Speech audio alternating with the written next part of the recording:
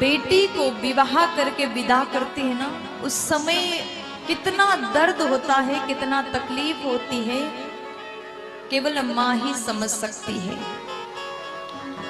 बेटी के विदाई का पल, विदाई का क्षण माँ बाप के लिए अत्यंत कष्टदायक होता है, बहुत दर्द होता है। लेकिन जानकी मैया केवल माँ बाप की प्यारी नहीं है, केवल माता पिता ही इनको प्रेम नहीं करते, पूरा नगर इनको प्रेम करते हैं। जनकपुर में मैया जानकी भक्ति समान है, भक्ति के रूप में इन्होंने अवतार लिया है।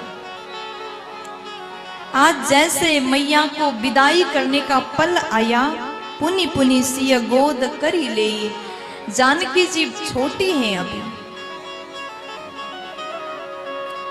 सुनैना मैया ने जानकी माँ को गोद में लिया, बार बार गोद में लेती हैं और बार बार हृदय से लगाती हैं। और जाने से पहले कहा कि बेटा, ससुराल में जाकर के हमेशा सबका सम्मान करना। एक माँ जो संस्कारी माँ होती है ना, कभी भी अपनी बेटी को ये नहीं कहती कि जाकर के दूसरों से लड़ाई करना।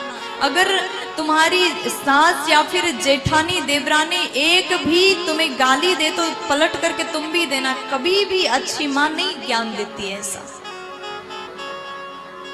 हर माँ को मैया सुनैना से ये संस्कार सीख लेना चाहिए।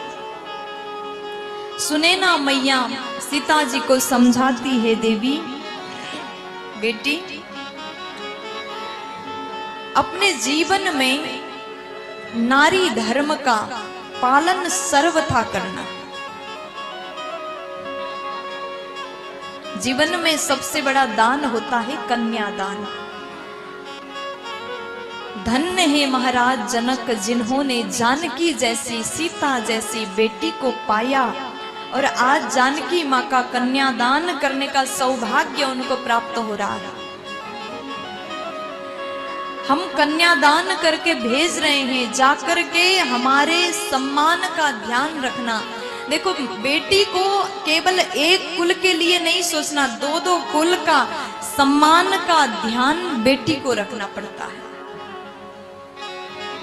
नारी के ऊपर बहुत बड़ा भार है, बहुत बड़ी जिम्मेवारी है।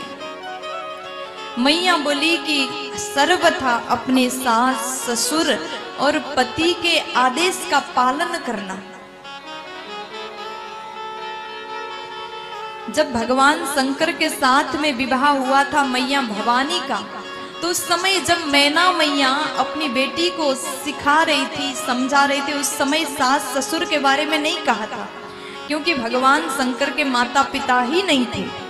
लेकिन आज जानकी जी एक बड़ा सा परिवार में जा रही है, इसलिए कहा कि जाकर के सास ससुर गुरु सेवा करे। सास की, ससुर की, गुरु की सेवा करना एक नारी को चाहिए। सर्वथा अपने ससुराल वालों की और मायके वालों की इज्जत का ख्याल रखना। सबसे बात करना तो कोमल बाड़ी में बोलना, कभी अपने बाड़ी को ऊंचा मत करना। सारी बातें मैया सुन रही हैं और सीख रही हैं। फिर मैया सुनैना बोली कि पति रुख लखी आयसु अनुसरे हैं। कभी भी अपने पति से पूछे बिन कोई भी कार्य मत करना। पति के रुख को देख करके काम करना। रुख देखना मतलब समझ रहे हैं, इशारा जान करके ही काम करना, बिना आदेश के कुछ मत करना। मैया ने जैसे सुन लिया, नारी धर्म के बारे में बड़ा सुंदर वर्णन, बड़ा ही सुंदर उपदेश मां सुनैना ने दिया। अब जैसे मैया जानकी को तैयार करके बाहर की ओर सखियों के साथ में लेकर के गई,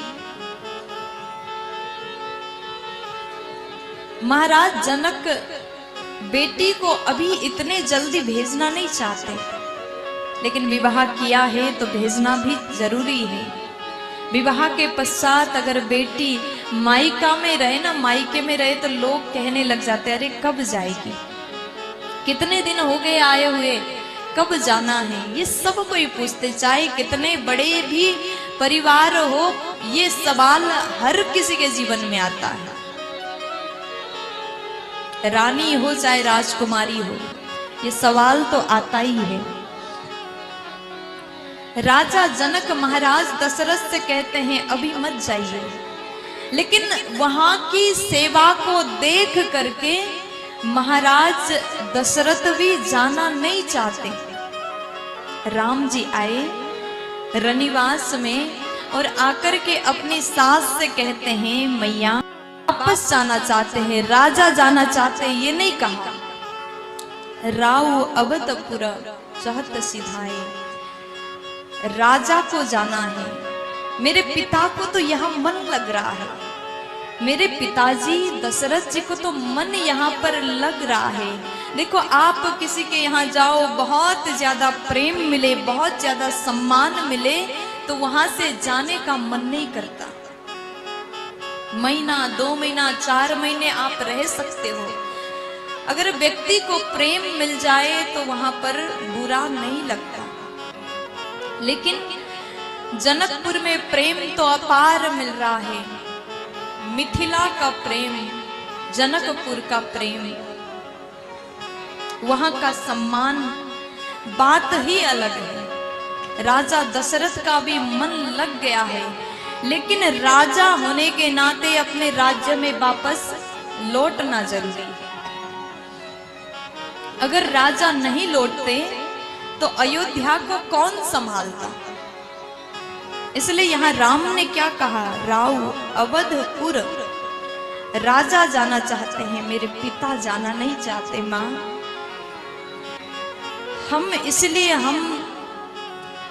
हम सभी भाई आपसे विदा होने के लिए आए हैं। राम ने जब कहा कि मां विदाई का समय आया, आप आदेश दीजिए, हम यहाँ से जा रहे हैं, हाथ जोड़ करके भगवान ने विदा मांगा। दामाद हो तो राम जैसा। आजकल जो दामाद होते हैं ना, तो ससुराल में जाकर के इतना अभिमान दिखाते हैं, ससुराल वाले भी सोचते ऐसा दामाद तो बार बार ना आए तो अच्छा है। ससुराल जाइए तो अपने सास ससुर को भी माँ बाप के समान प्रेम करो। आपकी पत्नी के माता पिता है तो आपके भी माता पिता है।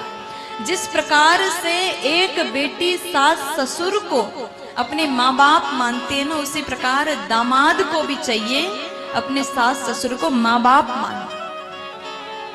यहाँ भगवान ने सास नहीं कहा, मातु मुदिता मना आयसुदेहु, मातु मुदित मना आयसुदेहु, मैया प्रसन्न मन से मुझे आदेश दीजिए। शब्द को गौर करिए, आदेश, अगर आप आदेश करेंगे ना तो हम यहाँ से चले जाएंगे। और उसके बाद तुरंत एक लाइन बाद भगवान कहते हैं, बालक जाने करब नित ने हो, मैया मुझे दामाद मत मानिएगा, मुझे बालक मानिएगा।